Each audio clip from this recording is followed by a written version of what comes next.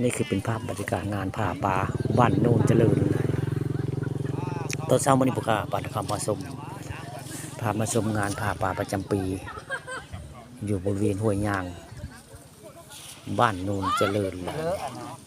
พื้นละ20 บาทได้จะดุงเฮเพื่อนพื้นละ20 บาททุกนาดทุกคนด้วยไงได้พอได้ก็ต้อง20 บาทมื่อนี้งานผ่าป่าประจำปีห้วยยางบ้านโนนเจริญตำบลนาตาลอำเภอตะงอยได้ผู้ข้าปานคำผสมพามาเบิ่งพามาชมวันนี้คืองานผ่าป่าประจำปีเพื่อนละนี่ห้วยยางบ้านโนนเจริญตำบลนาตาลอำเภอตะงอยบรรยากาศคักมื้อนี้คนมาหลายคนมาหลายได้แต่ช่วงนี้ป่ายังบ่ถึกได้ผ่าช่วงนี้ยังบ่ถึกป่ายังบ่งอมน้ำยังบ่ขุ่นเบิ่งแล้วนี่เป็นภาพบรรยากาศในห้วยยางบ้านโนนเจริญตำบลนาตาลนี่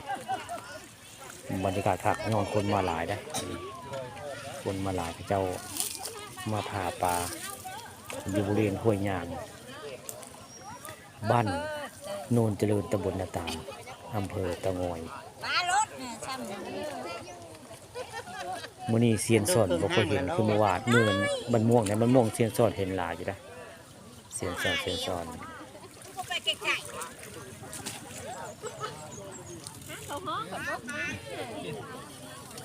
บรรยากาศกันหนาวอยู่ได้มื้อนี้เห็นมีตะเวนอยู่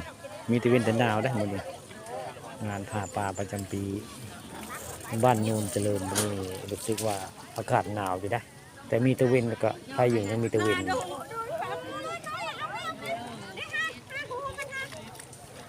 สิลอยไป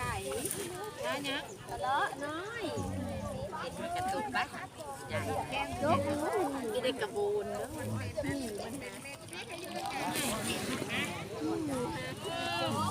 เซียนซ่อนบ่นี่มันเป็นเซียนจะดุ้งเนาะเซียนซ่อนเนาะ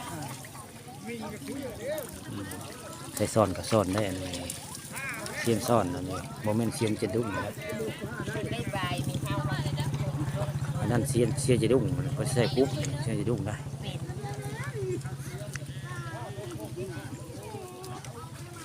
ยังบนนี้เสียงกรีดอันมันมีปลาใหญ่ถือว่าไงถ้าปลาใหญ่ถือกับเจ้าจะกรีดห้องอะไรโคจริงจังอะไรถือปลาขาวแล้วบันเซียนมันม่วงเซียนมันม่วงเซียนม่วงในปลาขาวตัวนึงแล้ว